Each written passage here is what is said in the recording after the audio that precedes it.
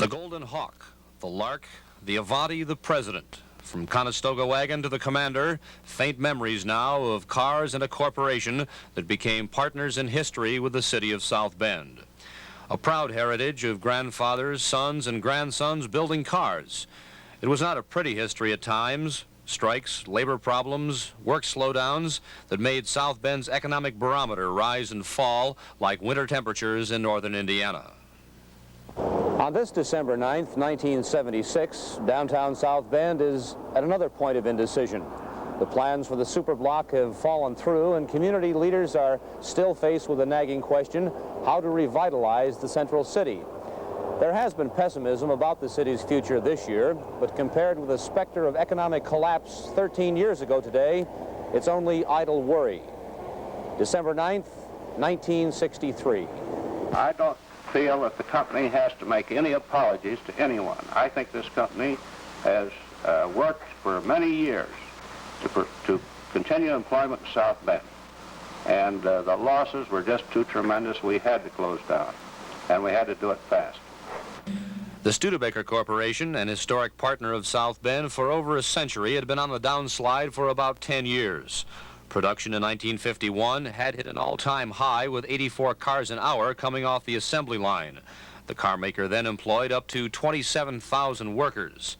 But between the years 1953 and 63, the final decline began, and by the time of the shutdown, only 8,000 workers were there. But nonetheless, that was 3% of the South Bend workforce, and community and governmental leaders set out to erase the national image of South Bend as a ghost town with tumbleweeds rolling across Michigan Street. The best thing we can do is to stop selling this great valley of ours down the river, and let's start talking about how wonderful it is. It's not bad. We have about 3% of the total employed people on the payrolls at Studebaker. Is that right? Am I right or wrong? 97% of them are not working at Studebaker, and this is not Studebaker, Indiana. This is South Bend, Indiana. Several years after the shutdown, former Studebaker President Harold Churchill talked candidly about the automaker's demise. This is, if you can't sell tomatoes off the shelf, or you can't make profits. And our dealer organization was a good, solid, old, loyal dealer organization, but they had a break-even profit-wise situation that was about half the volume that we needed to make a profit. Mayor Peter Nemeth, who is tackling his own problems of community confidence in South Bend today, says there are lessons to be learned from the Studebaker's departure. That our people have the ability to bounce back, and certainly that was at the time a very traumatic happening when Studebaker's closed down, but I think as we look back we see that it happened for the best, and our community, economically speaking, is in much better shape as a result of Studebaker closing. And I'm hopeful that when we look back on what's happened here in the last 2 years with associates leaving and with Sears pulling out of our downtown area, that we'll be able to say the same thing.